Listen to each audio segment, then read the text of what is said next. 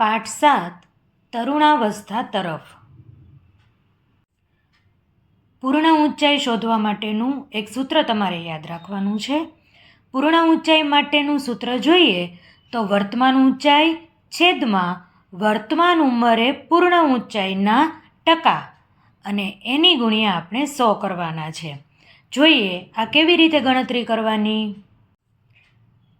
એક છોકરો કે જેની ઉંમર 9 વર્ષ છે ત્યારે તેની ઊંચાઈના ટકા 75% છે અને ઊંચાઈ કેટલી છે 120 સેન્ટીમીટર.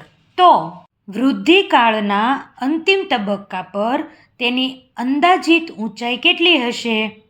તો આપણે સૂત્ર લખીએ, પૂર્ણ ઊંચાઈ બરાબર વર્તમાન ઊંચાઈના છેદમાં વર્તમાન ઉંમરે પૂર્ણ ઊંચાઈના ટકા એના ગુણ્યા 100.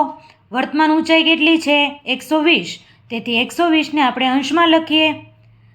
પૂર્ણ ઊંચાઈના ટકા કેટલા આપ્યા છે 75, તેને આપણે છેદમાં લખીએ ગુણ્યા 100 અને છેદ ઉડાડીએ તો 160 સેન્ટીમીટરની ઊંચાઈ મળે.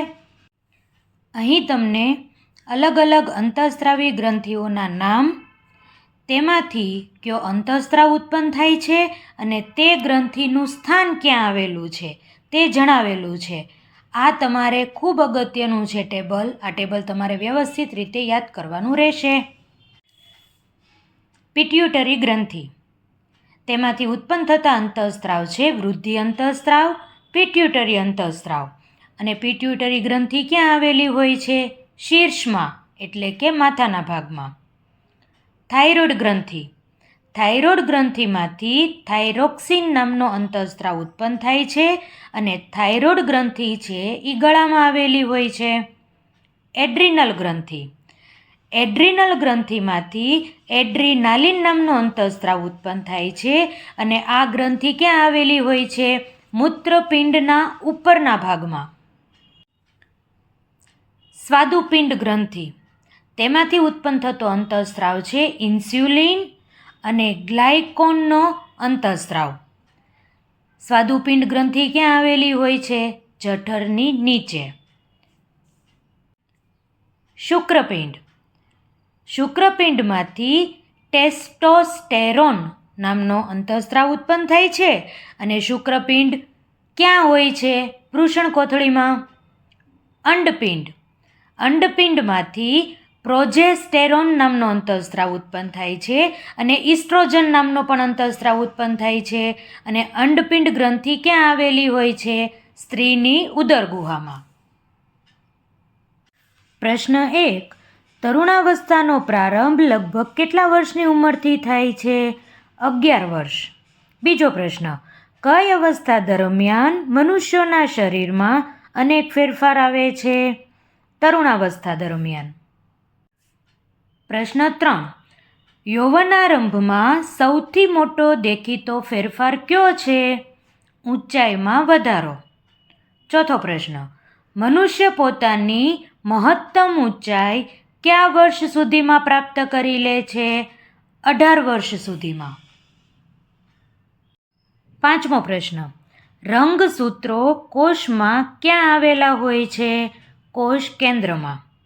છઠ્ઠો પ્રશ્ન, બધા જ મનુષ્યોના કોષના કોષ કેન્દ્રમાં રંગસૂત્રોની સંખ્યા કેટલી હોય છે? 46.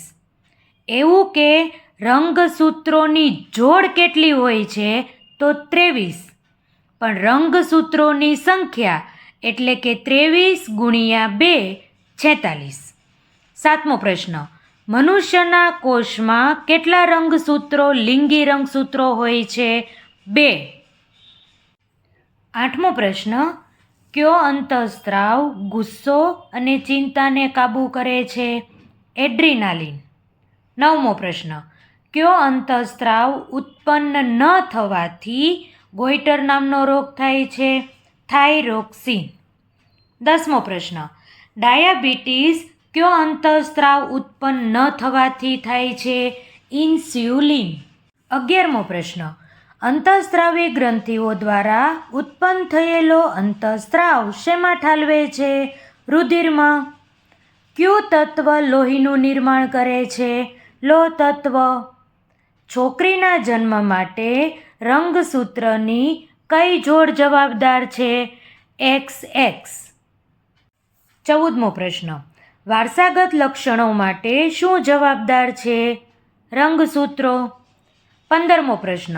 સ્તન ગ્રંથિનો વિકાસ કયા અંતઃસ્ત્રાવની અસર હેઠળ થાય છે? ઇસ્ટ્રોજન. 16મો પ્રશ્ન. એડમ્સ એપલ તરીકે ઓળખાતો ભાગ કયો છે? સ્વરપેટી. 17મો પ્રશ્ન. નીચેના પૈકી કઈ જોડ ખોટી છે? ઇસ્ટ્રોજન અંડપિંડ, થાઇરોક્સિન થાઇરોઇડ, ઇન્સ્યુલિન સ્વાદુપિંડ કે વૃદ્ધિ અંતઃસ્ત્રાવ એડ્રીનાલિન? આપણે આગળનું ટેબલ પાકું કર્યું હતું તો આપણે નક્કી કરી શકીએ કે વૃદ્ધિ અંતઃસ્ત્રાવ એડ્રીનાલિન આ જોડી છે એ ખોટી છે. 18મો પ્રશ્ન. નીચેના પૈકી કઈ નલિકા વિહીન ગ્રંથિ નથી? લાળ ગ્રંથિ. 19મો પ્રશ્ન. વિભાગ અ અને વિભાગ બ આપણને આપેલો છે. યોગ્ય જોડી આપણે ગોઠવવાની છે. તરુણાવસ્થાની અવધિ 13 થી 19 વર્ષ. રજો નિવૃત્તિ 45 થી 50 વર્ષ. સ્ત્રીમાં પ્રજનન અવસ્થાનો પ્રારંભ 10 થી 12 વર્ષ. છોકરીમાં લગ્નની વય 18 વર્ષ. તેથી ઓપ્શન આવશે એ. 20મો પ્રશ્ન. નીચેના પૈકી કઈ ગ્રંથિ માત્ર અને માત્ર અંતઃસ્ત્રાવી ગ્રંથિ છે? થાઇરોઇડ ગ્રંથિ. 21મો પ્રશ્ન. નીચેના પૈકી કઈ અંતઃસ્ત્રાવી ગ્રંથિ અયુગ્મી એટલે કે જોડમાં નથી? સ્વાદુપિંડ. 22મો પ્રશ્ન. ગળામાં ઉપસી આવેલા ભાગને શું કહે છે? સ્વરપેટી, કંઠસ્થાન, કંઠમણી. આ 3 નામ એના છે, તેથી આવશે આપેલ તમામ. 23મો પ્રશ્ન. કયો જાતીય રોગ નથી? AIDS, HIV, syphilis, diabetes. Diabetes છે એ જાતીય રોગ નથી. 24મો પ્રશ્ન. કયું લક્ષણ વારસાગત હોય છે? ઊંચાઈ. 25મો પ્રશ્ન. સ્વરપેટીમાં વૃદ્ધિથી અવાજમાં શો ફેરફાર થાય છે? અવાજ છે એ ઘોઘરો બની જાય છે. 26મો પ્રશ્ન. તરુણી માટેનું ગૌણ જાતીય લક્ષણ કયું નથી? પ્રશ્ન સમજજો. તરુણી માટેનું ગૌણ જાતીય લક્ષણ કયું નથી? સ્તનગ્રંથિનો વિકાસ થાય, તીણો અવાજ થઈ જાય, નિતંબનો પ્રદેશ પહોળો થાય, ખભાનો ભાગ પહોળો થાય, તે તરુણી માટેનું ગૌણ જાતીય લક્ષણ નથી. ખભાનો ભાગ પહોળો થવો એ તરુણ માટેનું ગૌણ જાતીય લક્ષણ છે.